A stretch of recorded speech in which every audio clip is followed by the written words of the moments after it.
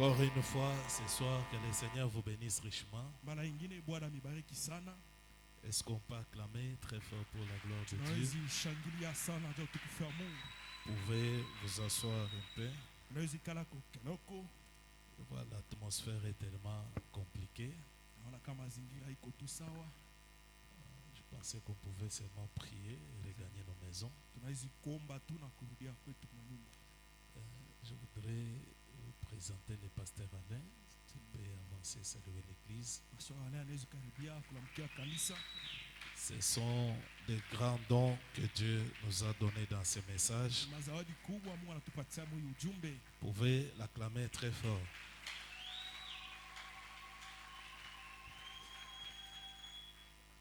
Shalom, Église de Dieu. Shalom, kanisa Mungu. Moi ici, je ne suis pas présenté. C'est ma maison quand je suis ici. Donc je vous salue au nom de Jésus-Christ. Je suis venu ce soir un peu enrhumé. Souvenez-vous de moi dans vos prières. Je serai là pour quelques jours. Et puis je vais partir. Que Dieu vous bénisse.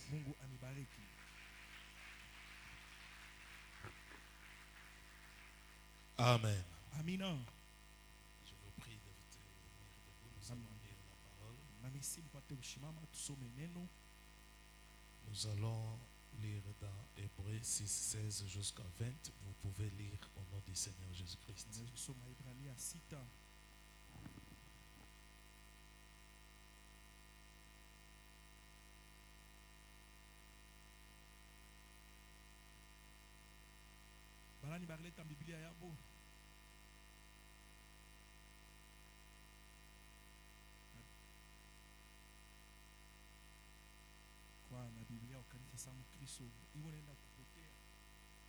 Tunaweza kusoma.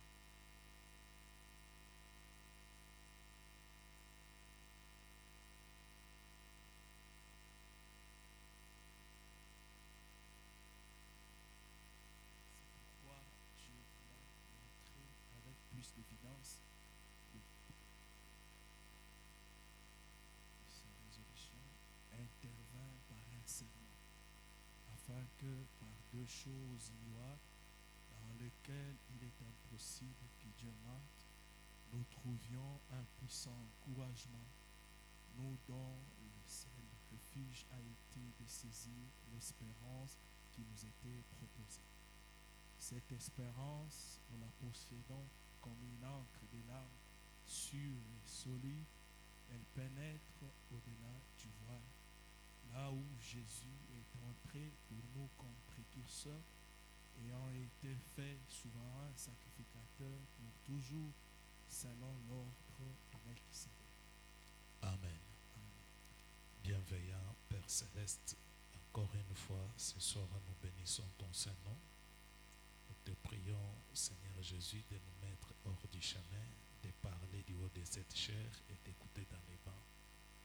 Merci pour le souffle de vie, merci pour la bonne santé, merci pour ce glorieux moment que tu nous accordes de communion avec toi. Viens, Éternel, et traite avec nos âmes, anéantis toute puissance malsaine qui ne confesse pas ton Saint-Nom. Commence avec nous comme Alpha et termine avec nous comme Oméga. Au nom du Seigneur Jésus-Christ, nous avons ainsi prié. Amen. Vous pouvez vous asseoir. Nous sommes en train d'essayer d'apprendre quelque chose sur ce petit enseignement dont je voulais intituler l'école du prophète ou l'ordre du Melchisedec.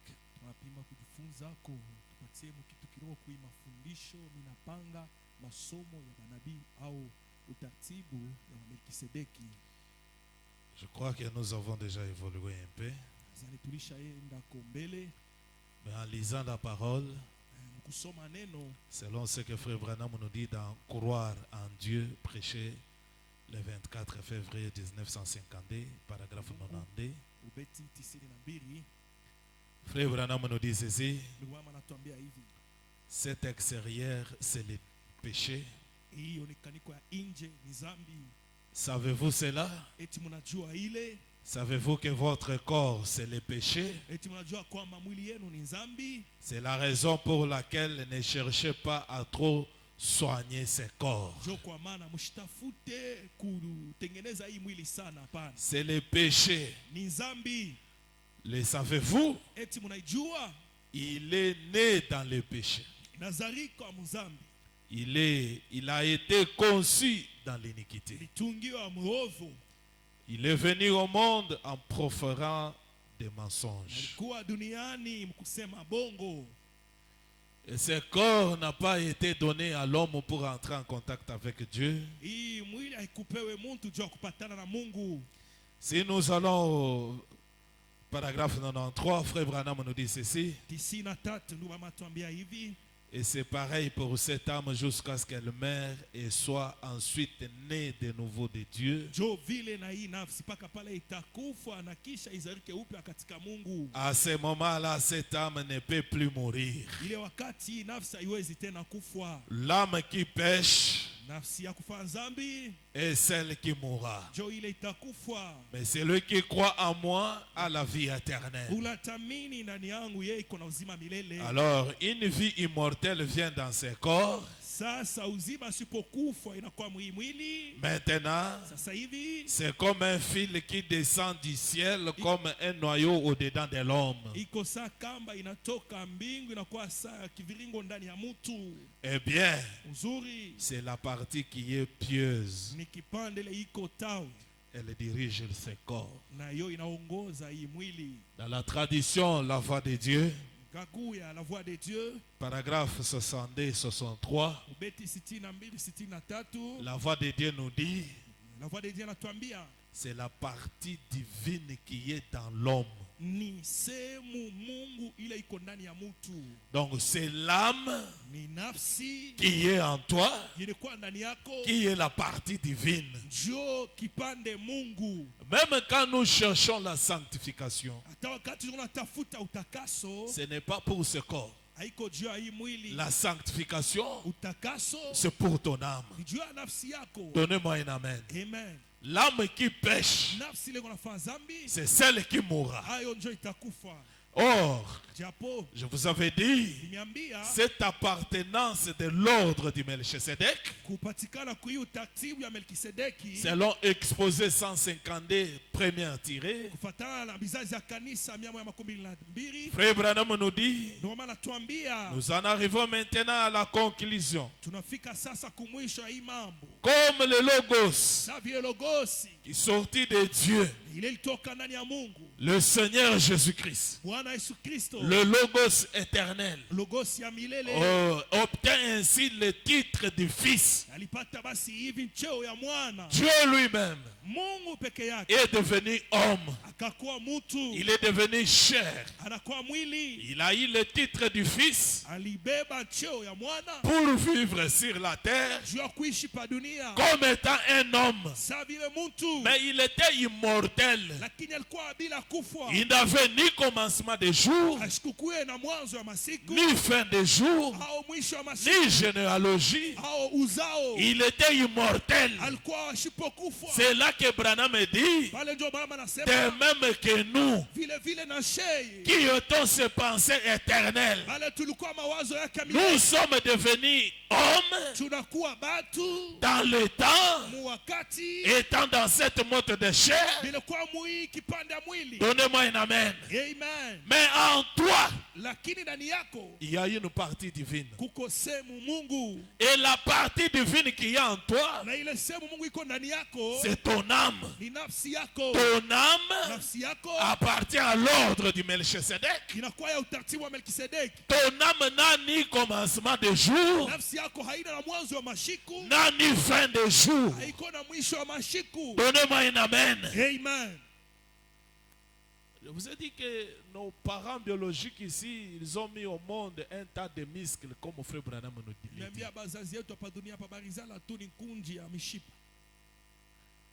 Ils n'ont pas mis au monde notre âme. C'est lui qui nous a engendrés. Notre réel Père, baba yetu abia kweli c'est le Seigneur Jésus-Christ. ni Bwana Yesu Kristo. Lui, il est l'âme incréée. Yeye iko nafsi asipokumbiwa. Il n'a ni commencement de jour, Hana mwanzo ya masiku, il n'a ni fin de jour. hana mwisho ya masiku. Il n'a ni père ni mère. Hana baba au mama. Il n'a pas de généalogie. Hana uzao. Donnez-moi un amen. Amen. Il est le sommet de tous les prophètes. Yeye njo chongo ya wanabii yote. Maintenant, Sasa hivi ce n'est pas toute âme qui est appelée à être l'âme incréée, et plutôt l'âme qui n'a pas de fin de jour. haiko nafsi yote njo iko nafsi ya bila mwisho wa mashiku. Si vous lisez dans Exposé à la fin, là, Frère Branham conclut, il dit, c'est pourquoi nous naissons de nouveau. Njo kwa maana tuko nazarika upya. Nous qui étions en lui, Sheye bale tulikuwa ndani yake. nous qui avons ces germes, Sheye bale tuko na ichembe. la nouvelle naissance est automatique et obligatoire. Uzariko upya iko pale juu yetu. Mais de ceux en qui il n'y a pas la semence, lakini mubale amuna mbeko, il n'y a rien à vivifier. hakuna kitu ya kuletea bujima. Il n'y a rien qui peut être vivifié. Hakuna kitu ile nawezi kupata bujima. Et Frère Branham nous dit dans Comme l'aigle qui éveille sa couvée, paragraphe 8, je vous ai déjà lu ça, je vais juste une petite révision pour voir ce qu'on va voir aujourd'hui. Branham nous dit, vous pouvez être tous deux membres d'une église. Paragraphe 8. Vous pouvez être des diacres. Mais l'un a les semences, germe. Mais l'autre n'en a pas. Il peut être un pasteur sans la semence. Et il est impossible qu'il naisse de nouveau. Et il n'appartient pas à cet ordre du Melchisedec. Cette école de prophètes, il n'y a que Dieu lui-même qui fait le recrutement. Et il l'a fait bien avant la fondation du monde. Il a écrit nos noms dans les livres de vie. Tel c'est mon fils, tel c'est ma fille. Il vivra de tel temps à tel temps sur la terre. Et après il va retourner ici. Donnez-moi un amen. Et quand nous venons, il y a comme un corde, un fil qui nous tient. Ça nous pénètre. Ça tient à l'invisible. Ce fil-là ne tient pas le corps. Ce fil-là retient l'âme. Donnez-moi un amen. Et en marchant sur cette terre, ceux qui ont la semence, comme Branham l'a dit, la chose qui est à peu près, ces gens-là ont toujours faim et soif de la parole. Ils veulent toujours faire quelque chose pour Dieu. Jour et nuit, ils se soucient des choses de Dieu. Ils s'entendaient que seule la parole peut étancher leur soif. Il n'y a rien d'autre qui peut étancher leur soif. Aussi longtemps qu'il n'a pas encore écouté la parole, aussi longtemps qu'il n'a pas encore prié, il n'est pas tranquille. Branham nous donne l'exemple du poisson saumon. Il dit ce poisson-là, une fois venu au monde, dans une rivière donnée, le poisson-là peut voyager. Après un moment donné, il peut voyager. Il peut être venu au monde dans la rivière Lualaba ici. Mais il peut voyager, peut se retrouver dans la rivière Kapoloé, peut aller dans la rivière Kasai, peut aller jusque même au fleuve Congo. Mais avant sa mort, c'est un grand mystère que Dieu a mis dans la nature. Avant la mort de ce poisson, Frère Branham dit, on lui voit reprendre le chemin. Il va retourner jusque dans l'eau de la naissance. Et c'est là qu'il va mourir. Donnez-moi un amen. C'est de même avec les enfants de Dieu. Ils sont engendrés par la parole. Au commencement était la parole. La parole était avec Dieu. La parole était Dieu. Et la parole s'est faite chair. Et nous étions comme des épîtres faisant partie de cette parole qui est le Seigneur Jésus-Christ. En venant dans ce monde, tu peux voir quelqu'un. Il est là dans des boîtes de nuit. Il est ça et là. Il est ça et là. Il est ça et là. Mais il y a une corde qui lui retient. Donnez-moi un amen. Il y a un temps marqué pour lui où il va rencontrer la lumière de son jour, qui est la parole de son jour, et il va facilement donner son âme. Donnez-moi un amen. Avant sa mort, peu importe, il va finir par croire la parole de son jour. C'est pourquoi je vous avais dit le dimanche, comme Job nous dit, dans Job 6, Job 8, 9 plutôt, car nous sommes d'hier et nous ne savons rien. Nos jours sur la terre ne sont qu'une ombre. Nous n'avons pas existé aujourd'hui.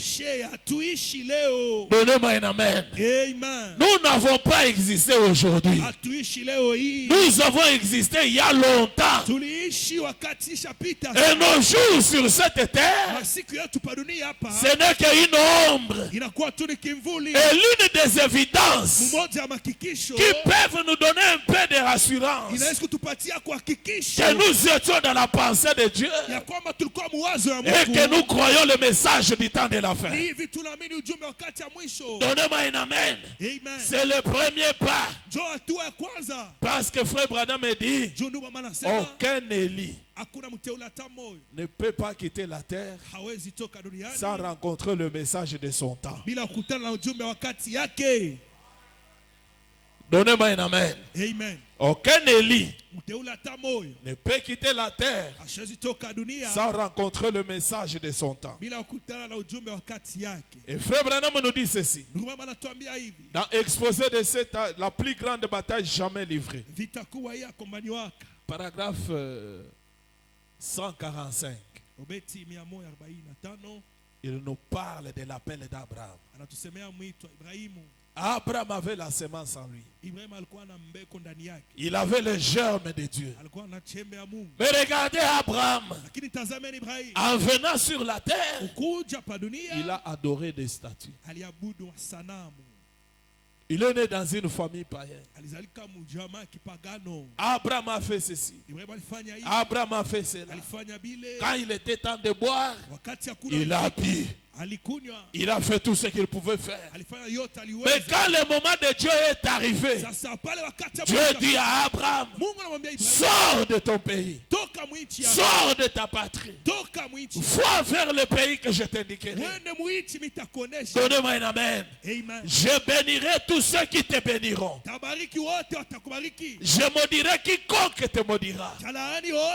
C'est Genèse 12. Et quand Branham interprète cela, il dit quoi?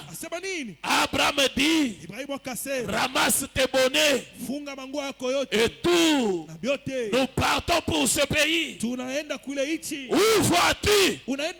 Je ne sais pas. Branham dit amen. Mais nous partons de toute façon. C'est parti.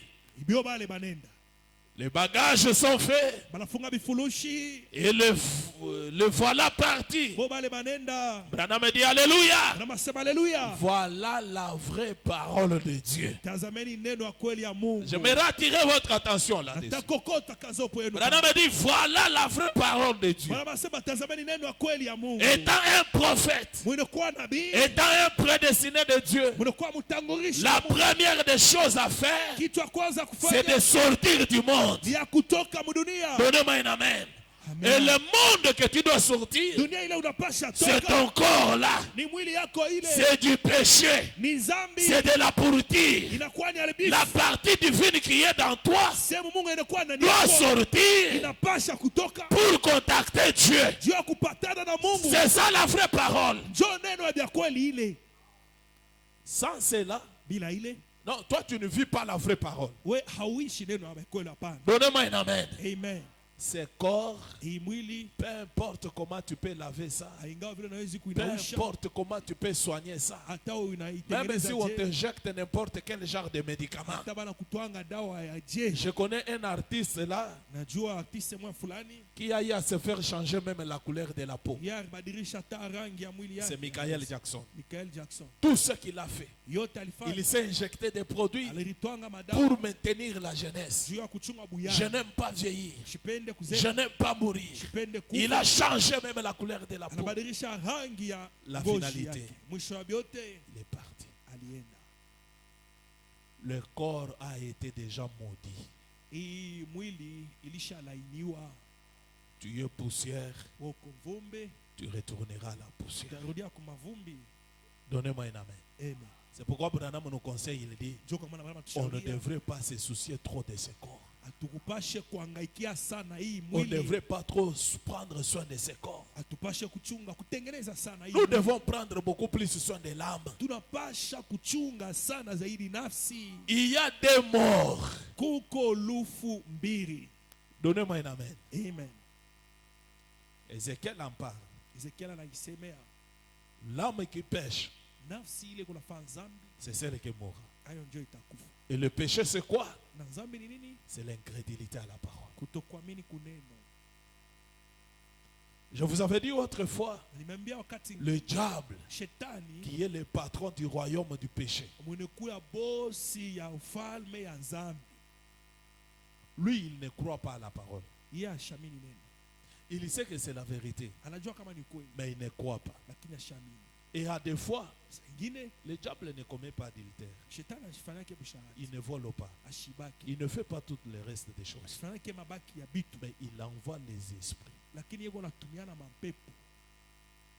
aux enfants de Dieu de succomber. Donnez-moi un amen. C'est pareil avec Dieu. Il dit, je suis le cep. Vous, vous êtes les sarments. C'est les sarments qui portent le fruit. Donnez-moi un amen. Et on reconnaît l'arbre par ses fruits. Le miracle, c'est Dieu qui le fait, pas d'une manière directe. C'est ses enfants qui le font. Ses serviteurs le font. Donnez-moi un amen. C'est de même les diables. C'est pourquoi je vous avais dit, tu peux voir dans une église locale des membres, un frère possédé, mais en lui, ayant le germe de Dieu. Donnez-moi un amen. Être possédé, c'est être sous l'emprise d'un esprit démoniaque. Donc l'esprit te possède. Comme la Bible dit, partout foulera la plante de tes pieds, je te donne la portion en possession. Donc tu possèdes, tu prends le contrôle. Donc quand un enfant de Dieu arrive à être possédé, donc il y a un esprit quelconque envoyé du diable qui prend contrôle de lui. Mais là dans son âme, il peut être en train de soupirer. Il soupire. Il cherche comment la délivrance. Il cherche comment sortir. Parce que c'est la partie pieuse qui est en toi. Donnez-moi un amen. C'est la partie divine qui est en toi. Et cela n'a qu'à soupir. Donnez-moi un amen. Pendant que tout le reste des gens peuvent te taxer d'un ivrogne, de ceci, cela. Mais en ton âme, qui porte la sémence de Dieu, seulement que tu as été faible dans la prière et les esprits t'ont possédé. C'est pourquoi un fils de Dieu ne doit pas négliger la prière. Donnez-moi un amen. C'est pourquoi Jésus a dit à ses disciples, veillez et priez afin de ne pas tomber dans les tentations du diable. C'est le diable qui envoie ses esprits pour tenter les enfants de Dieu et les amener à succomber. Mais la prière est la seule arme que Dieu nous a donnée pour résister contre le diable. Et la Bible dit, résister contre le diable, il fuira loin de vous. Donnez-moi un amen. Amen. C'est comme la femme, la Samaritaine. Elle était connue comme une pute. Donnez-moi un amen. Amen. Tous les contrées où il vivait, c'était connu que c'est une pute. Mais en elle, elle avait la sémence. C'est pourquoi autrefois je vous avais prêché sur il y a une autre réalité.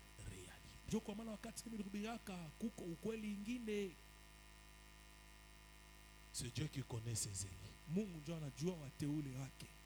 Lui-même les connaissant, il dit, qui es-tu pour condamner les élus de Dieu? Même s'il tombe, c'est moi Dieu qui lui relève. Donnez-moi un amen. Amen. Mais nous les humains, sans être enseignés, on a du mal à comprendre ça. Vous pouvez voir quelqu'un qui ne boit pas, vous ne lui verrez pas même se prostituer. Il est là, sérieux. Or, c'est lui le grand sorcier qui envoûte les autres. Donnez-moi un amen. Amen. Le pharisien d'autrefois, le sacrificateur d'autrefois, Jésus a dit quoi? Vous ne pouviez rien les taxer de mal. Il s'habillait en soutane blanc. Vous ne le verrez pas dans des bars. Ni où. Mais Jésus, qui voyait au-delà du voile, il dit, leurs âmes étaient noires, incrédules à la parole. Mais cette femme-là, lui qui le connaissait, il est parti jusqu'au près d'elle. Il a juste capturé son attention. Et la femme a subi l'éveil de la conscience. Donnez-moi un amen. Amen. Elle a subi l'éveil de la conscience. Est-ce qu'elle est partie en enfer? Non. Donnez-moi un amen. Amen. On lui voit traverser la mer, de la boue, des montagnes, tout ça. Il part au-delà du fleuve. Pierre et les autres pouvaient le regarder. Il part comme ça. Il part pour délivrer une âme qui était liée.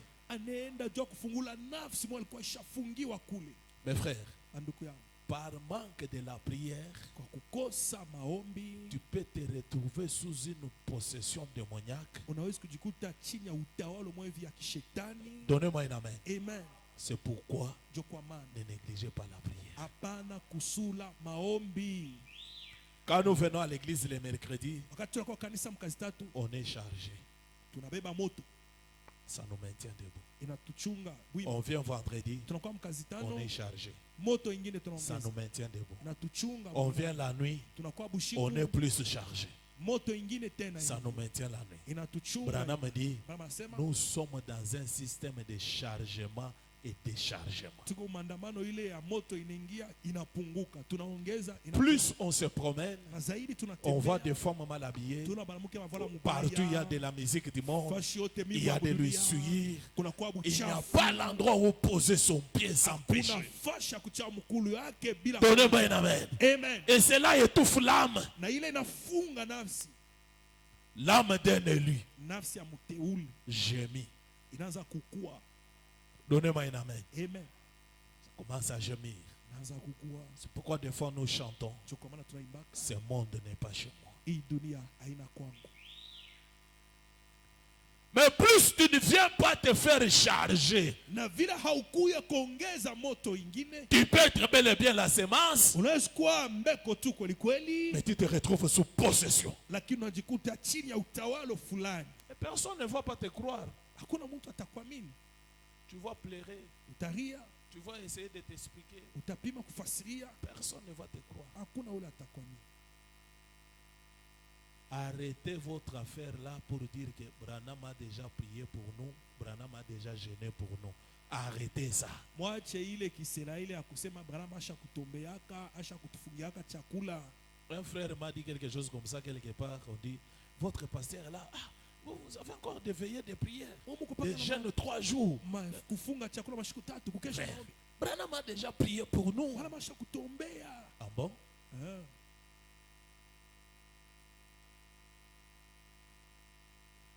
La vraie parole, Neno ya bia kweli sortez de ces poussières. kutoka muima vumbi C'est du péché. ni zambi. Aussi longtemps que vous êtes là-dedans, Wakati yoyote ungali bule ndani, vous marcherez toujours selon les désirs de la chair. utatembeaka paka kufuatana na mania ya Or, mwili. la nouvelle naissance Uzariko nous upya amène à marcher non plus selon les désirs de la chair, mais selon les désirs de l'esprit. kutembea hapana tena kufuatana na mania ya mwili, lakini kufuata mania ya roho. Voilà la vraie parole de Dieu. Tazameni neno ya bia kweli ya Mungu. Qu'y avait-il dedans Qu'y avait-il devant lui qui le tenait? Nini ilikuwa mbele yake yenyewe ilikuwa namshika? La promesse de Dieu. Malako ya Mungu. La parole de Dieu. Neno ya Mungu. Nous allons la voir. Tutaipata.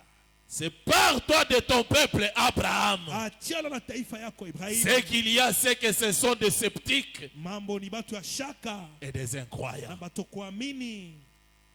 Donnez-moi un amen. Amen. Tes yeux, Macho yako, tes oreilles, mashikio yako, ton nez, pua ta yako, bouche, kinywa yako, tous tes 5 sens-là, milango yako tano ce ya sont des mwili incroyants. ni batu kuamini. Donnez-moi un amen. Amen. Il était difficile de sentir le goût de quelque chose sans que tu mettes cela dans la bouche. Iko nguvu ushikie onjo ya kitu fulani kama wewe iweka mkinywa. Vrai ou faux? Chovile.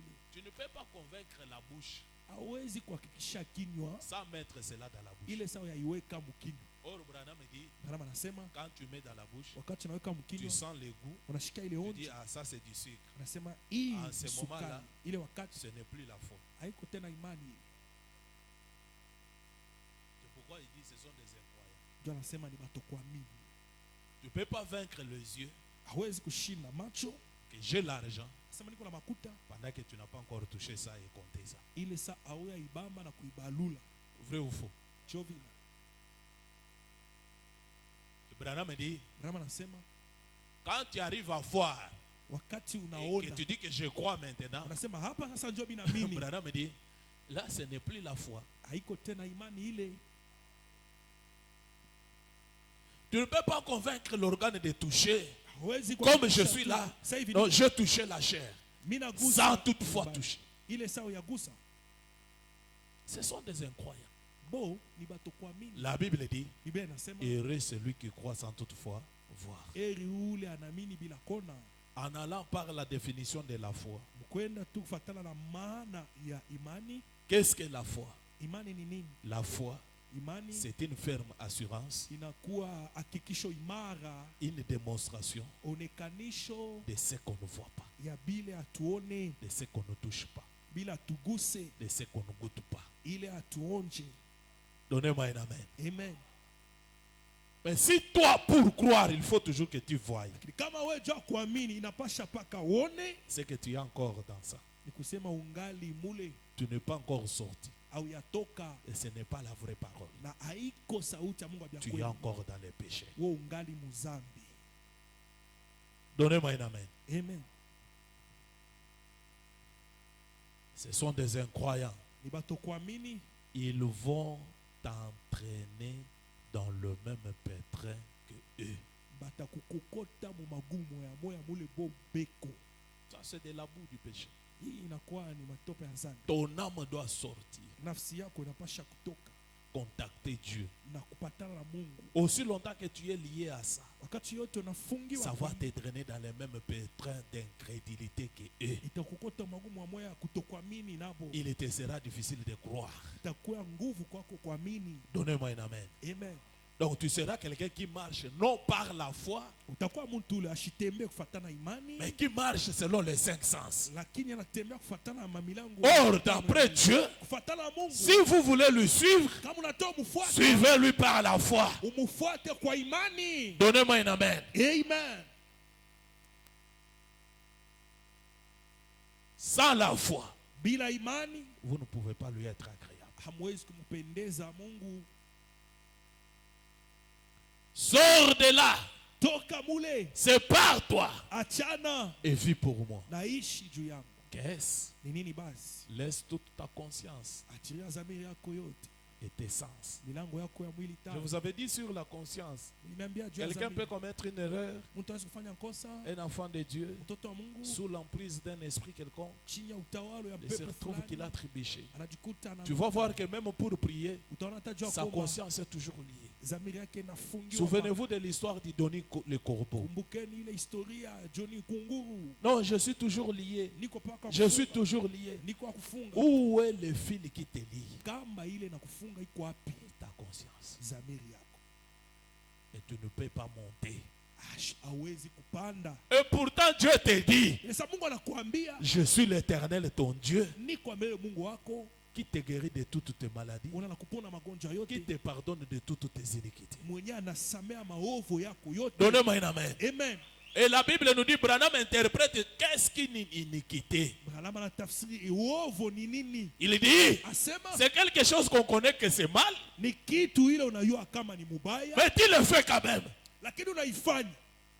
C'est ça l'iniquité. Njo uovu ile. Mais Dieu lui dit, Lakini Mungu yeye je suis l'Éternel ton Dieu, niko mbele Mungu qui te wako. guérit de toutes tes maladies, Yule anakupona kwa magonjwa yote. qui te pardonne de toutes tes iniquités. Na yule anakusamea kwa maovu yako. Maintenant, yote. si tu as la foi, Sasa kama uko na tu imani, vas croire que Dieu m'a pardonné. unapasha kuamini Mungu ananisamehe. Pourquoi? Juu ya nini? Parce que j'ai confessé, Juu umerikiri. j'ai demandé pardon, j'ai arrangé la chose. Je n'ai pas besoin de voir le pardon. Shina lazima ya Je n'ai pas kuona. besoin de toucher le pardon. Shina lazima ya Je n'ai kugusa. pas besoin de sentir le pardon. Shina lazima ya Je dois croire le pardon. Mimi napasha kuamini. Et Branham me usamehe. dit, Branham tu anasema peux être pardonné unaweza kuwa seulement usamehewa. si tu crois que tu es pardonné. Ni paka kama unaamini asema ulishasamehewa. Donnez-moi un amen. Amen. Tu peux me démontrer le pardon? Eti unaweza kunionyesha tu usamehewa. Tu peux voir le pardon? Unaweza kuona usama. Tu peux toucher le pardon? Unaweza kuigusa. Tu peux sentir le goût du pardon? Eti unaweza kuonja usama. Et aussi longtemps que tu ne sors pas Wakati yoyote pour croire juu ya que kuamini Dieu m'a pardonné, ya kwamba Mungu ananisamea, je suis libre. niko huru. Je dois prier. Mimi napasha Je dois lire la parole. napasha soma, Je dois vivre en chrétien. napasha kuishi sa Mkristo. Tu ne verras jamais la gloire de Dieu. Ausa unaka kamwe utukufu ya Mungu. Branham continue. Branham anaendelea Comme ça, hivi, dégage ta pensée achilia wazo yako, et rappelle-toi, kumbuka c'est moi. ni mimi, Viens vivre avec moi. kuya uishi na mimi. Branham dit, Branham anasema Amen. amina. Dieu appelle chaque semence d'Abraham ce soir à ces mêmes genres-là de vie. Mungu anaita kila mbeko ya Ibrahimu hii magharibi kuile haina moya moya ya maisha. Vous voyez que pour même croire à votre pardon, vous avez du mal. Unaona kama jua kuamini tu usameo yenu iko nguvu. Maintenant, vous suivez le Seigneur Jésus, que c'est sur base de quoi? Sasa mnamfuata Bwana Yesu Kristo pa misingi kani? Sur base de la foi Misingi ya imani ou sur base de vos 5 sens? Kwa misingi ya mania tano yenu ya mwili. Il dit, anasema celui qui s'avance vers moi ula ananikaribia doit croire premièrement, anapasha kuamini mbele j'existe ya kwamba niko et je suis le rémunérateur na mimi njo wa kuripa de tous ceux qui me cherchent. wale wote wiko nanitafuta. Alors comment tu crois que Dieu existe? Je, unaamini kwamba Mungu iko? Tu lui as vu, Ulimwona? tu l'as touché. Ulimgusa? Amen. Amen. C'est ça la vraie parole. Jo neno ya kweli. Vrai ou faux? C'est ce que Branham dit. Jo Branham anasema. Voilà la vraie parole. Tazameni neno ya kweli. La grande bataille se poursuit maintenant. Vita kubwa inaendelea sasa. Partout dans le monde. Fasi yote dunia. Dieu veut que ses enfants se séparent de quoi? Mungu anataka batoto wake bachane na nini? De la vie, Kuona, du goût, kuonja, du toucher, kugusa, de l'odorat, kununka, de l'ouïe, kushikia, des imaginations, mafikiri, de la conscience, zamiri, des souvenirs, makumbusho, du raisonnement, mawazo, des affections. mania, Tout yote qui dégage leurs pensées bafungule wazo et yabo laisse la parole entrer bache neno yingie et qu'ils marchent au pas de la parole. na batembee kwa hatua ya neno. Voilà un vrai soldat. Njo askari wa kweli huyu. Pourquoi? Juu ya nini? Parce que Juu il doit vaincre unapasha le dit roi wafalme 10 pour communier avec le Melchisedec. jua kushiriki pamoja na Melkisedeki. Donnez-moi un amen. Amen. C'est après qu'Abraham, Nikisha Ibrahim revenant de la bataille de fête de roi, kutoka kuile vita aliwina bafalme, après avoir vaincu le dit roi, kisha kubashinda wale wafalme, il s'est assis. anekala Étant assis, mwenye kuikala Melchisedec est venu vers lui Melkisedeki avec anamkaribia le pain coché, na mkate bila avec chachu, le vin. na vinyo, Il a fait avec lui la communion. anashiriki naye pamoja. Donnez-moi un amen. Amen. Et tes 10 rois, Na wafalme 10 yako ce sont tes 10 sens de l'esprit, na ile mania yako 10 ya mwili, tes 5 sens de l'esprit mania 5 ya et mwili, tes 5 sens du corps. mania 5 ya roho. Ce sont là tes 10 rois. Njo wafalme yako 10. Qui va les vaincre? Nani atabashinda? C'est toi. Wewe. Donnez-moi un amen. Amen. C'est pourquoi des fois en parlant nous disons, Njo kwa maana mkusema tunasemaka c'est mes oreilles. ni mashikio yangu. Ce n'est pas moi qui suis les oreilles. Mie mishina ile mashikio. Donnez-moi un amen. Amen. Mais ça, ce sont mes oreilles. Lakini hii ni mashikio. C'est mon yangu. organe de oui. Inakuwa ni mashikio yangu. Donc le moi est quelque part Ni kusema mie ule eko fashi fulani. qui possède les oreilles, Ule mie njo eko na mashikio, qui possède les yeux, eko na macho, qui possède le nez, eko na qui pua, possède la langue, eko na lulimi. et ceci lui enferme. Na hili inamufunga. Donnez-moi un amen. Amen. C'est pourquoi David crie dans les Njo kwa psaumes. maana Daudi alalamika Il mzaburi. dit, oh Dieu, Sema oh Mungu, délivre mon âme de la prison de la mort. fungula nafsi yangu kugereza ya lufu. Ça, c'est la mort. Hii ni lufu. Nous marchons dans l'ombre de la mort. Tuko natembea mkimvuli ya lufu. Donnez-moi un amen. Amen. Et un de ces 4 matins, Mmoja ya masiku ine hapa, ces roues mortelles vont s'arrêter. hii mipeto ya lufu Ça va s'ouvrir. itafunguka. La roue immortelle va sortir. Mupeto asipokufa Et itatoka ça va continuer à tourner. na itaendelea kuzunguluka. Donnez-moi un amen.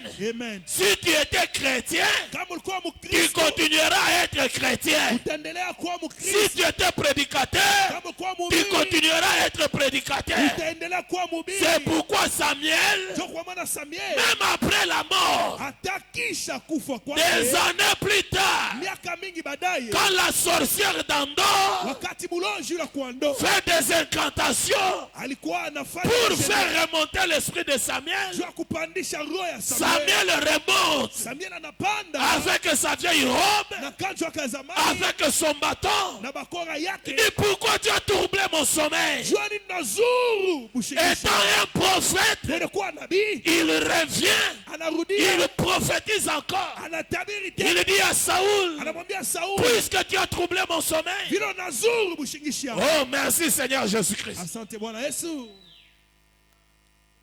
Demain, Kesho à la même heure, mui samu ya Mungu, toi wewe et tes enfants, na watoto wako vous serez avec moi ici. sitakuwa na mimi hapa.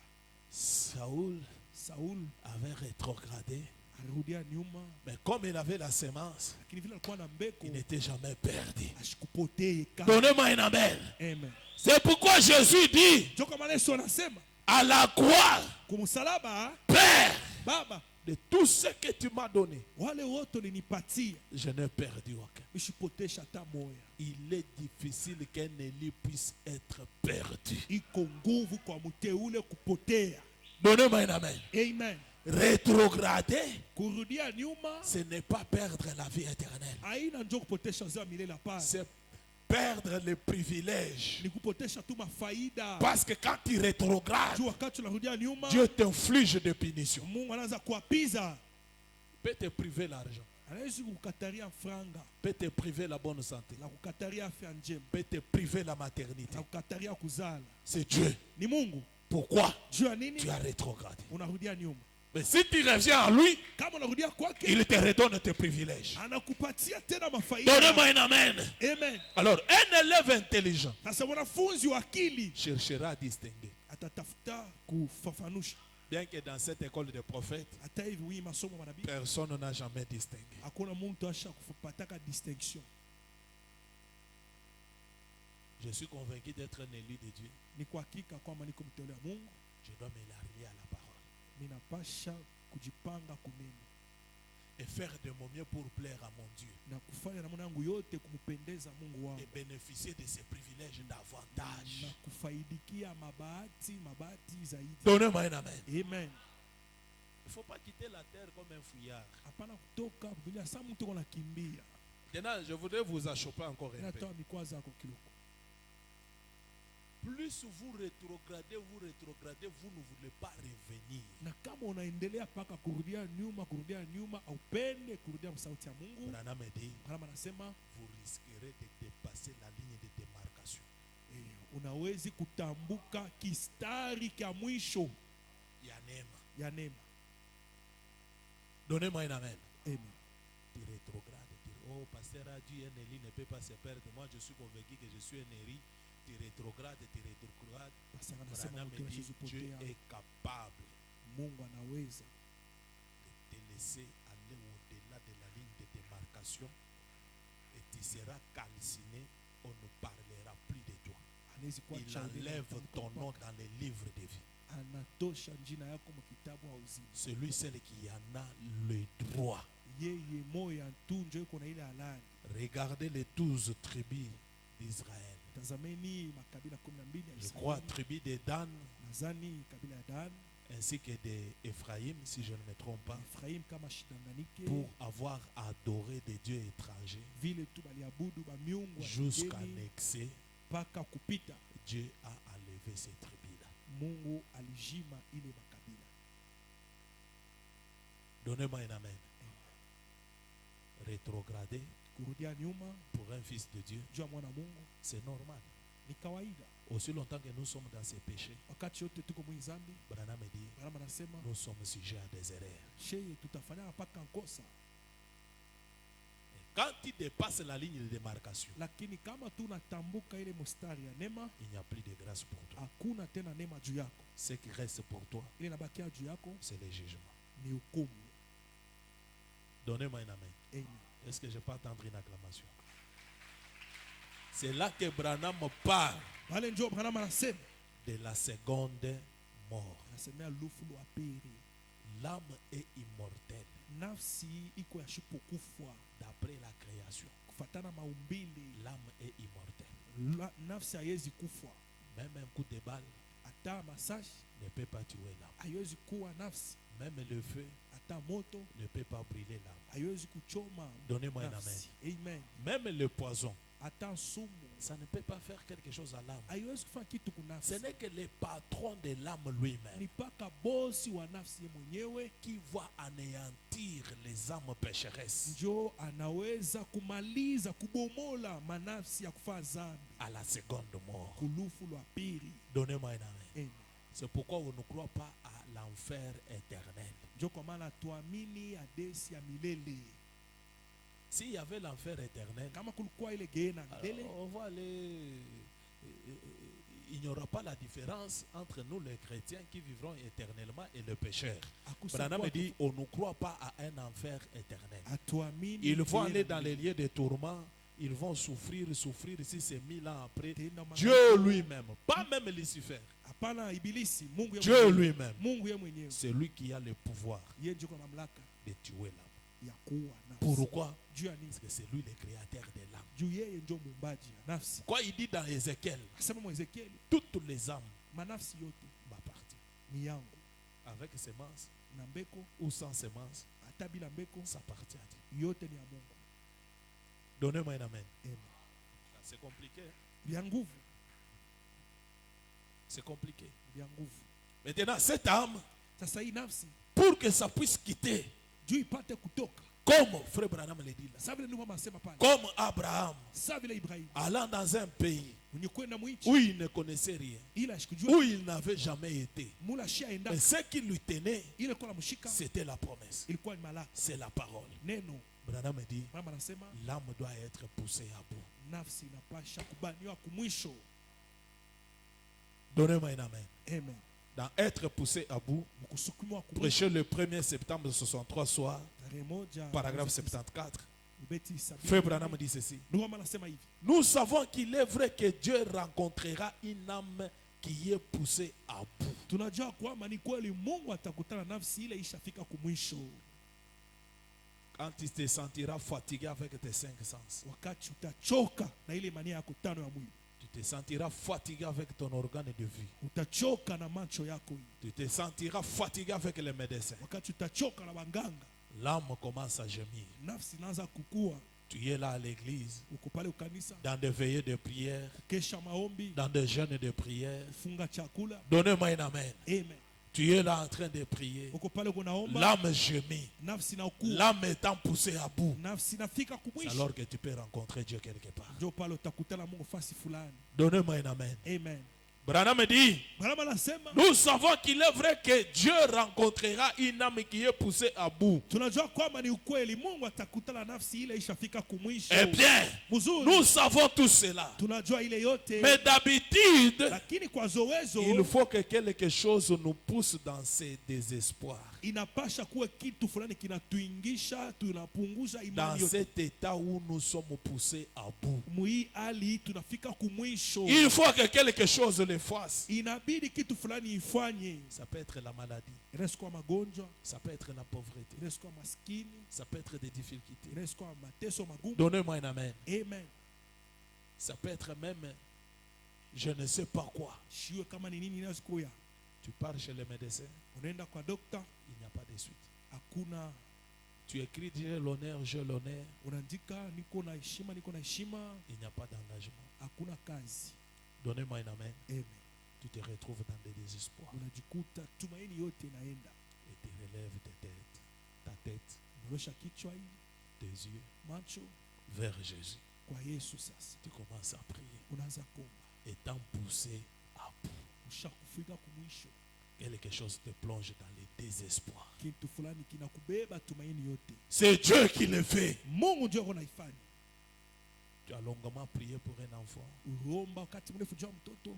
Tu as longuement prié pour ta bénédiction. Unaomba wakati mrefu juu ya baraka Tu as yako. longuement prié pour ceci, cela. Unaomba wakati mrefu juu ya kitu Pour la fulani. bonne santé. Juu ya afya njema. Mon prophète s'est retrouvé dans cette condition-là. Nabii wangu alijikuta mwili hali. Étant poussé à bout, Alishafika il kumwisho. est parti pour prier. Anaenda komba, Il a prié. anaomba, Il a prié. anaomba. C'est ainsi Ndio vile que sasa Dieu lui envoie les signes sur les ailes d'une colombe. Donnez-moi un amen. Amen. Après avoir prié pour la guérison, la nuit tout comme les jours, étant poussé à bout, il a regardé toujours à Dieu. C'est alors que Dieu lui envoie un signe sur les ailes d'une colombe, blanche comme neige. Dieu lui envoie un signe et la guérison divine. L'apôtre Pierre pouvait prier. Paul pouvait prier. Pouvait prier pour que Dieu puisse guérir son dos. Dieu descend et dit, ma grâce te suffit. Donnez-moi un amen. Dans cette école de prophètes, Dieu nous inflige une souffrance. Avec nous. Avec nous. Jusqu'à la mort. Tu peux prier. Tu peux jeûner. Dieu t'inflige cela. Merci Seigneur. J'ai fini par comprendre cela. Dieu le fait pour que notre âme ne demeure pas dans la pourriture. Pour que notre âme puisse être en l'état d'alerte. Pour que notre âme puisse sortir. Donnez-moi un amen. C'est pourquoi Branham dit, les épreuves sont plus précieuses que de l'or. Donnez-moi un amen. Quand Paul a compris ça, Paul dit, je me glorifie de mes infirmités. Est-ce que vous pouvez comprendre ce langage-là? Un homme qui se glorifie de ses infirmités. Pourquoi? Il sait que la souffrance de ce temps présent ne peut être comparable à la gloire à venir. Il a compris ce mystère-là. Et cette souffrance-là avec lui l'inflige la vie de prière, l'inflige des jeûnes, l'inflige la crainte de Dieu. Mon ami, Dieu est le grand savant. Il y a des gens ici, s'ils avaient plus de l'argent, ils ne devaient jamais même venir à l'église. S'il avait une parfaite santé, il allait se prostituer, faire n'importe quoi. Mais Dieu t'inflige une maladie, un mot d'estomac qui ne finit pas. Ce n'est pas que Dieu ne guérit pas. Dieu guérit. Et quand tu fais rétrograder, estomac inalamuka. On hospitalise. Karibu na lufu. Tout près de mourir. Oh Seigneur, pardonne-moi. Cette fois-ci, je ne vois plus encore me conduire mal. Je reviens à toi, Seigneur. Je reviens à toi, Seigneur. Aie pitié de moi, mon Dieu. Donne-moi un amen. Et quand il revient, l'estomac disparaît. Dieu est un grand savant. Donnez-moi un amen. Et dans cette école de prophètes, on nous inflige l'humilité. L'esprit des prophètes est soumis aux prophètes. Regardez notre prophète, William Branham. Dieu lui confirme du don de la guérison divine. Mais un jour, il prie pour une sœur. La sœur part. Branham s'arrête, il dit, Dieu, tu me donnes des explications. Hein? Branham, moi, te donner des explications. Il reprend. Et l'onction. Et des visions. Et l'inspiration. Tout. Lui-même se sent que je suis dépouillé. Donnez-moi un amen. Même si Dieu te fait monter jusqu'à une dimension où tu arrives à prononcer la parole, la chose arrive.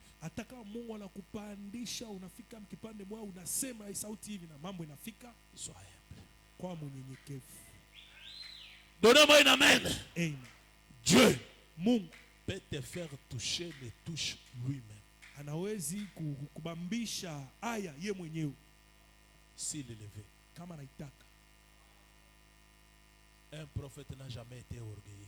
nabii ashakuwaka wa kiburi. Il ne veut pas amener les gens à l'adorer. Ashezi kupeleka bantu bamwabudu yeye. Donnez-moi un amen. Amen. Regardez dans la Bible. Tazameni Biblia. Je crois le prophète Balak ou Balaam, si je ne me trompe pas. Nabii Balak au Balaam Ça me vient à l'esprit. alikuwa mkuu.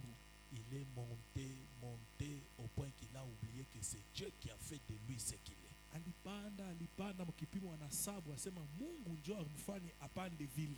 Dieu tient la réunion. Mungu anafanya mkusano. Qu'est-ce que je peux faire pour faire tomber cet homme? Ni nini mitafanya njoo kuangusha huyu mtu? Est-ce que vous comprenez ça? Amen. C'est l'école des prophètes. Hein? Ni masomo ya nabii. Dieu Mungu est capable de te faire tomber. anaweza kukuangusha. Tel démon vient. Oh, moi, Pepo fulani anakuya, le diable dit. shetani anakuya. Ouais, c'est un petit démon de mensonge. Ka demona kiloko tu kabongo. Ça entre dans ses prophètes. Inaingia tu manabii yake, On lui prophétise. anamtabiri, Et lui va croire les mensonges. ya naamini Et c'est sa chute. kunaishi. C'est sa chute. Njoo kuanguka kwake. Qui a planifié ça? Nani alitayarisha hii? Dieu. Donnez-moi un amen. C'est pourquoi, Njoo kwa maana même si Dieu te bénit comme hata Mungu anakubariki je, ne cherche pas à monter ici. usitafute upande kumimbani. Même si Dieu te fait un directeur, Hata Mungu anafanya unakuwa directeur, gouverneur, liwali, conseiller, conseiller, ou gouverneur, conseiller wa gouverneur, conseiller ou ministre. conseiller wa ministre. Même si Dieu te fait toi-même gouverneur, Hata wewe mwenyewe unakuwa liwali wa jimbo ici, hapa. dans cette école, Hii masomo il n'y a pas de gouverneur, hakuna baliwali, il n'y a pas de conseiller, hakuna ba conseiller, il n'y a que des croyants. kukupaka baaminifu. Donnez-moi un amen. Amen. Il peut juste manigancer. Anaweza tu Mes frères, kutengeneza binti. supportez-moi. Si vous voyez même un homme de Dieu, Kama unataka mtumishi wa Mungu, Dieu lui bénit, Mungu anambariki, il avance. anasonga mbele. Et directement réflexe cette idée que si cet homme craint réellement Dieu, Mtu quelque na part là dans les secrets, il craint Dieu. fashi fulani mufichu iko naogopa. Il y a des hommes de Dieu Kwa watumishi wa Mungu, que Dieu ne veut pas même les donner un véhicule comme je l'ai là. Mungu Pourquoi? ashasema hata Parce mutoka. qu'une fois qu'il l'a, Akipate tu mutoka, les enfants de Dieu deviennent comme des péages. batoto wa Mungu ni papier hygiénique tu. Il ne peut pas approcher quelqu'un. Shezi Il ne kumkaribisha, peut pas manger avec quelqu'un. shezi kula na muntu. Non, ce n'est pas ça qui va sauver les enfants. Aina ile njoo itakuwa batoto wa Mungu. Un homme de Dieu me disait, Tumisha mwanza c'est parce que niambia, des fois les enfants de Dieu perdent le contrôle. Attends, kuona saa rafiki yako heshima haina kote. wanapoteshaka samwa hivi Les akili, élus, commence à te voir comme Les son enfants ami. de Dieu baptisés du Saint-Esprit, le Saint-Esprit les impose le respect. Batoto wa Mungu wale beko na Roho Mtakatifu. Roho Mtakatifu yuko nabalazimisha ile heshima. Moi j'ai toujours dit, je ne crois pas à un Saint-Esprit impoli. Misha minyake Roho Mtakatifu wa kukosa adabu. J'ai besoin aussi d'avoir des amis Niko lazima mimi kuwa na marafiki. avec qui à un moment donné en dehors de la chair, on peut Wakati wa rigoler, nje ya mimbari je peux me tunaweza détendre, kucheka. on peut s'envoyer des petits messages qui nous Tunaandikia amènent à tu rigoler. message, munacheka. Attention, Lakini keba. donnez-moi un amen. Amen. Keba, Keba ange tu vas perdre le contrôle. utapotesha tu kulizuiza Et Dieu va te bénir. na Mungu atakupika. Quand une âme est poussée à bout, Wakati nafsi inafika kumwisho, c'est alors qu'elle peut rencontrer Dieu quelque part. ndio pale naweza kukutana na Mungu fashi fulani. Nous voyons dans Jacques 5:15. Unaona mu Jacques 5:16, La Bible dit que la prière fervente, c'est-à-dire qu'on est poussé à bout. Biblia inasema maombi ya kukankamana ni kusema unafika kumwisho. La prière fervente du juste a une grande efficacité. Maombi ya kukankamana ya muhaki iko na nguvu. Quand un homme juste ou un homme de bien est en travail ou que son âme voyage, ou plutôt que son âme est en travail. Wakati muntu mzuri iko natumika au nafsi yake iko na safiri au nafsi yake iko mkaji. Branham dit Mama nasema l'un ou l'autre. mmoja au mwingine. Frère Branham illustre le terme anglais travel qui signifie voyage Mama natumikia tamko kusafiri au lieu du terme travail qui signifie douleur de l'enfantement. kwa fashi ya kaji ile inamaanisha maumivu ya kuzala. Et le meilleur terme c'est travail ou voyage en anglais. Tamko mzuri mkiingereza ni ile kusafiri. L'un ou l'autre, Mmoja au mwingine. le terme par lequel vous voulez désigner cela.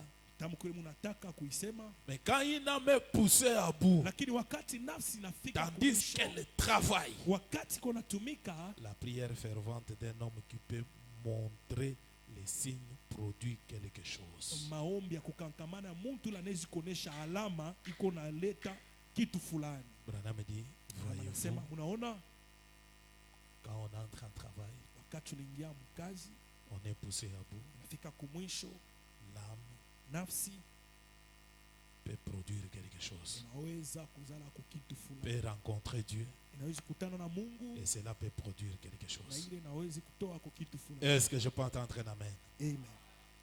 Dans cette école, Mwi masomo Dieu nous enseigne l'humilité. Mungu anatufundisha unyenyekevu. Lui-même dit, Yeye mwenyewe anasema celui qui s'humilie ule anajishusha sera élevé. atapandishwa. Un prophète n'a jamais été orgueilleux. Nabii ashakwaka kiburi. Un véritable prophète Nabii wa vya kweli n'a jamais été orgueilleux. haya kwaka wa kiburi. Il n'a jamais été hautain. Ashakwaka wa kiburi, Un langage hautain. msemeo mwa hivi ya kiburi. Hapana. Un prophète Nabii à la maîtrise de soi. eko na rizuiza binafsi. Même quand un problème vient, Hata kama mambo inafika brutalement, kwa ghafla, tout ce que lui cherche à capter, yote yeye unatafuta kushika c'est quoi la volonté de Dieu? mapenzi ya Mungu ni nini? Et la volonté de Dieu, c'est quoi? Mapenzi ya Mungu ni nini? Ça se révèle par le discernement. Selon Romains 12, 3, 1 jusqu'à 3. Je vous ai déjà dit ça. Mimi nimesomea hayo. Le renouvellement d'intelligence Kurudisha mupya akili pour discerner, juu ya kufafanua, savoir kujua qu'est-ce que la volonté parfaite de Dieu. mapenzi kamili Ce ya qui est Mungu. bon et agréable. Ile iko mwema Dans n'importe quelle situation qui arrive. mujambo yoyote ile inafika. Pas quelqu'un qui agit brutalement. Hapana mtu uko natenda tu hivi. Parce qu'il ne peut rien faire de lui-même. juu ashezi fanya kitu kuye mwenyewe. Si ce n'est que voir ce que le Père fait. Paka kuona kile baba anafanya Et le Fils le fait na pareillement. mwana anaifanya vile vile. L'infaillibilité réside dans cela. Kutokuanguka kuko muile. Donnez-moi un amen. Amen. Aussi longtemps que Dieu ne m'a pas encore parlé, Wakati yote Mungu ashanisemea, je reste calme. nabakia kimya. C'est pourquoi il faut sortir. Ndio kwa maana inapasha kutoka. Parce que le temps et la vie, ce sont de pires ennemis de la foi. Ndio wakati na kuona ndio maadui sana imani. J'ai entendu il y a longtemps. Nilichunga wakati mrefu. J'ai entendu il y a longtemps. Mimi nachunga sana wakati Mais mrefu. Dieu n'a rien dit. Mungu ashiseme kitu. Donnez-moi un amen. Amen. Sois patient. Kwa mvumilivu. Que Dieu te parle. Mungu akusemee. Et quand Dieu te parlera, Pale Mungu atakusemea, tu vas faire ce qu'il a dit. utafanya kila na Comme il l'a dit. vile alisema. Donnez-moi un amen. Amen. Souvent, on n'attend pas. Zaidi atuchungaki. On échoue. Unapima wewe mwenyewe na unashinda. Frère Branham raconte l'histoire des lépreux Ndio maana fasika disi ya watu wa ukoma. qui étaient assis devant la porte de la ville. Bale balikala ku mulango wa muji Ils ont été chassés. na bo balibandama. La lèpre, Ukoma c'est le type du péché. ni mfano ya dhambi. Ils étaient là assis, Alikuwa pale bashaikala, mourant de faim. yona kufa na njala, Mais ils avaient l'âme, lakini balikuwa na nafsi. peut-être des semences prédestinées. Saa zingine mambeko ili kutangulishwa. Ils ont dit, Anasema resterions-nous ici eti tutabakia hapa jusqu'à mourir de faim. mpaka pale tutakufa na njala. Si nous entrons dans la ville, Kama tuningia momoji on va nous tuer. atatua, C'est certain. ni hakika. Mais si nous allons dans les camps des Syriens, kama tunaenda mkampi ya Wasuria, Dieu peut nous faire grâce. Mungu anaweza kutufanyishia kunema. J'aime bien les paroles de ces lépreux ici. Napenda sana misemo hawa watu wa Bukongo. Si nous allons dans les camps des Syriens, Tukienda kule mkampi ya Wasuria, Dieu peut nous faire grâce. Mungu anaweza kutufanyishia neema. Ils peuvent nous donner miséricorde. Anaweza kutushikia kubuluma Et on peut vivre. tunaweza kuishi. De toute façon, Munamuna yoyote, si nous restons ici, kama tunabaki hapa, nous allons mourir. kufa tutakufa. Faisons quelque chose. Tufanyeni kitu fulani. Ils se sont levés Banalamuka avec des pieds, na mikulu yabo des orteils déjà coupés par la lèpre. bisha kukatika bilole na bukoma. Donnez-moi un amen.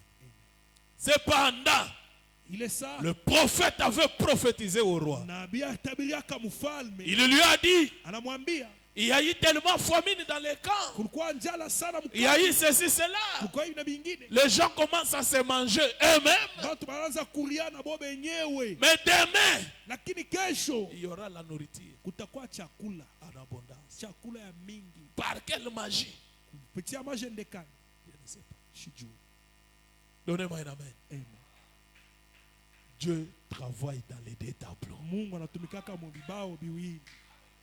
Le prophète prophétise là-bas. Nabii anatabiri kule, Les lépreux n'ont pas écouté la prophétie. wabukoma bakushikia ile unabii, Mais le même Dieu, lakini Mungu moya moya par le corps invisible, kupitia kamba asipokonekana il met quelque chose dans l'âme des Hébreux. anatia kitu fulani munafsi ya baki. Nous devons faire quelque chose. Tunapasha fanya kitu Si fulani. nous restons ici, Kama tunabaki nous hapa allons mourir. tutakufa. Si nous entrons dans la vie, Kama tunaingia on mumoto va nous tuer. batatua. Mais si nous affrontons Lakini la kama difficulté qui est devant nous, tunapambana Dieu na peut nous kufa, faire grâce. Mungu anaweza kutufanyishia Est-ce que neema. je peux attendre un amen? Amen.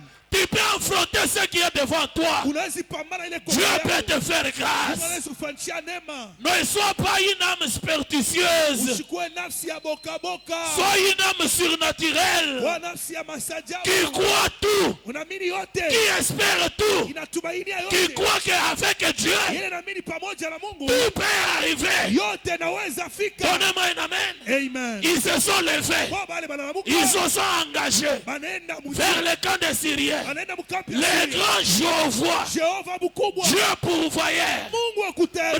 Branham dit, Maana anasema il a multiplié les battements des pieds qui avaient des lèpres. anaongeza nguvu makelele kumikulu ya batu ya Bukoma. Leurs orteils étaient déjà coupés. Mikulu ya bilole kwa shakatika. Mais malgré cela, Ingawa ile pendant qu'ils marchaient, wakati walikuwa na Dieu, Mungu qui est omnipotent, mlikuwa uwezo, qui est omniprésent, mlikuwa nafasi yote, qui est le puissant conquérant, mlikuwa qui wabusuri, est celui qui tient à sa parole. mwenye anashika neno lake. Dieu ne peut pas mentir. Mungu ashezi lana. Dieu ne peut pas faillir. Mungu ashezi yangu. Comme il y avait un ainsi dit le Seigneur, Vile kulikuwa hivi Dieu Bwana. devait faire l'impossible Mungu alipasha fanya pour que son ainsi dit le Seigneur jo hivyo Bwana anasema puisse se réaliser. ipate kutimizika. Et il marchait lentement Bwana alikuwa anatembea pole avec pole peur. na boka. Donnez-moi un amen. Amen. C'est comme ça que tu es ce soir. Jo kisa vile uko hii magharibi. Tu vois que tu es un pécheur. Unaona kama uko mtenda Ne dhambi. reste pas assis dans l'état de péché. Ushibakie wa kuikala mwali ya dhambi. Donnez-moi un amen. Amen. Tu te retrouves un ivrogne. Unajikuta Tu mlevi. te retrouves un voleur. Unajikuta Tu mwivi. te retrouves ceci, cela. Unajikuta hivi na Ne hivi. reste pas assis là. Ushibakie wa kuikala. Tiens-toi debout. Shimama. Fais quelque chose. Fanya kwa kitu fulani. Élève même tes mains. Namusha ta mikono. Prie. Omba Mungu. Donne-moi un amen. Amen. Dieu est capable Mungu anaweza de faire de ta prière kufanya maombi un yako. tonnerre dans le camp du diable. Mungurume mukapi Et ta prière na maombi yako. peut renverser toutes choses. Inaweza kuangusha Ça peut couper tout lien de péché. inaweza kukata Ça peut couper tout envoûtement. inaweza kukata Donnez-moi mwazo. un amen. Amen. Une faible prière Maombi tu mzaifu d'un cœur contrit. ya moyo inakubana. Donnez-moi un amen. Amen. A une grande efficacité. Iko na nguvu ya mingi Pendant sana. que ton âme est en travail. Wakati nafsi yako Pendant inatumika. que ton âme est en voyage. Wakati nafsi yako Dieu inatumika. est capable Mungu anaweza de faire à ce que l'impossible devienne possible. kufanya siku kuwezekana Branham iwezekane. dit, Branham anasema juste une petite foi Imani tu kaloko. Une petite foi Imani tu kaloko. que c'est les prêts ont eu à avoir. Ile hawa watu wa Bukoma balipata. Est-ce que j'ai un lepreux ce soir? Eti niko na mtu wa Bukoma Juste une petite foi ka imani tu kaloko. qui est en train de monter dans ton âme. Ile iko na panda munafsi. Ces pulsations-là, Ile machemuko. n'étouffe pas cela. Ushifunge. La profondeur appelle la profondeur. Upana iko na ito upana ingine. Donnez-moi un amen. Amen. Ils se sont levés Bana shimam. avec les pieds comme ça, Na mikulu yabo ile ya. en train d'avancer. Boba lebe na songa Les mbele. grands Jéhovah Dieu, Jehova kubwa. il multiplie les battements de leurs pieds. Anaongeza makelele Les mikulu yabo. Syriens attendent le grand bruit Wasiria wanasikia makelele d'une kubwa grande armée ya jeshi kubwa en train de venir vers eux. ile iko na kuya kwabo. Ils ouvrent les portes de la ville. Banafungula milango ya Mungu. Ils prennent fuite. Banakimbia. Ils laissent tous les biens. Banacha byote. Le lépreux arrive. Wabukoma marafiki. Ils entrent. Banengi. Ils regardent. Anatazama. Il n'y a personne. Hakuna mtu. Ils prennent à manger. Banabeba Ils chakula. mangent, ils mangent, ils mangent, ils mangent. Banakuga, banakuga, Ils sont rassasiés. banajiba. Ils parcourent. Il n'y a Banangalia. personne. Hakuna mtu. L'un d'entre eux dit, Umoja katikati wanasema. nous ne faisons pas bien Atutende mzuri. de manger nous seuls. Tunakula shebe yenyewe. Là-bas chez nous, Kule kwetu. il y a des gens qui meurent de faim. Kwa watu wanakufa na njaa. Allons-y les dire. Twendeni. Mon frère, Ndugu yangu. ma soeur, Dada yangu. tu peux être dans la pauvreté ce soir, Unasikia mweteso hii magharibi. en train de souffrir. Uko nateswa. Si tu ne te forces pas à faire quelque chose, Kama ujikaze kufanya tu kitu. vas mourir. Utakufa. Mais Dieu peut te faire grâce. Mungu anaweza kufanyia Tu neema. t'élèves. Unalamuka. Tu as la possibilité Uko na maeneo. d'avoir quelque chose Ya ici, kupata kitu fulani. d'avoir quelque chose là-bas. Kupata kitu. N'oublie pas tes frères. Ushisau bandugu N'oublie yako. pas tes soeurs. Ushisau badada yako. Donne-moi un amen. Amen. Tu peux appeler aussi ton frère. Unaweza kuita ndugu Non, yako. mon frère. Hapana ndugu J'ai yako. découvert un coin ici. Mimi navumbula. Viens, on gagne ensemble. Kwa tuine Viens, pamoja. on mange Kwa ensemble. tukule pamoja. Donne-moi un amen. Amen. Et ainsi dit le Seigneur Na hivyo Bwana anasema devrait s'accomplir. ilipasha timizika. Celui qui avait douté, Ula le alishakia. prophète avait dit, Nabii alisema tu verras cela de tes yeux. utaona ile na macho yako. Donne-moi un amen. Amen. Mais tu ne vois pas à manger. Lakini usaikula. Shekinah Tabernacle, Shekina maskani. soyez bénis au nom de Jésus. Barikiwe kujina Je Yesu. vous vois tous conduire des véhicules. Naona mwe bote mnabulula miotoka. Donnez-moi un amen. Amen. Je vous avais dit, Mimi nimeambia. je construis Shekinah, Niko nayenga je Shekina. construis ma maison. Mimi nayenga kwangu. Construisez vos maisons. Amen. Tujenge Soyez nyumba yetu. prospères. Tustawi. Je vous le dis ce soir, Naniambia hii magharibi. avec tout ce qui est à moi. Na yote iko ndani Branham yangu. me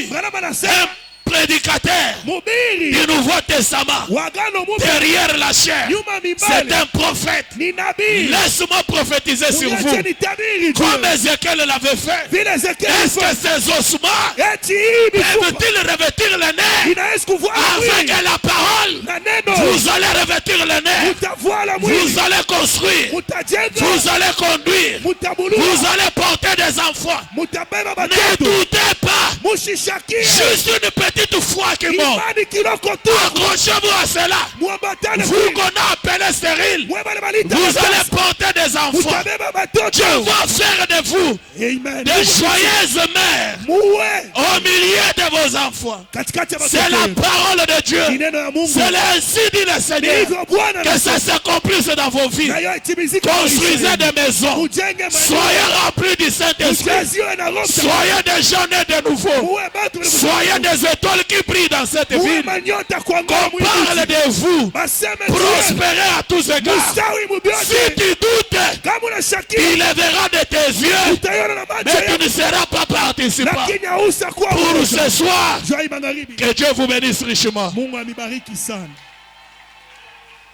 Je vous invite à vous tenir debout. Amealika mpate kushimama Avec nos mains levées. mikono yetu juu, Avec nos yeux fermés. macho ya kufunga. Dieu est capable de tout. Mungu anaweza kufanya vyote. Ne regarde pas tes péchés. Ushangalie zambi yako. Laisse ta conscience derrière toi.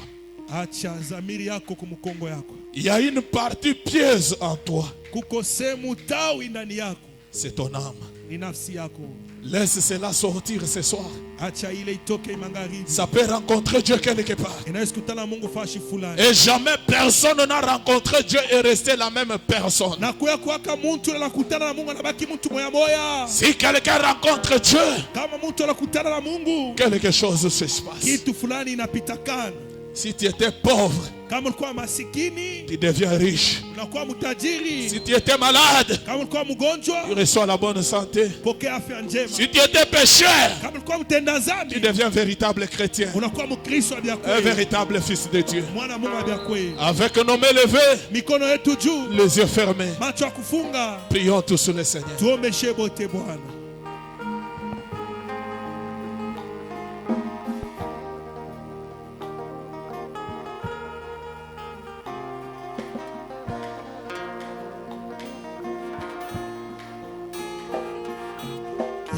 Il fait bon à ton service,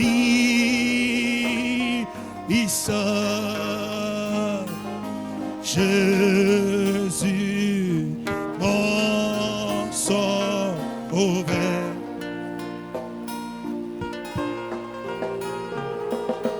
Qui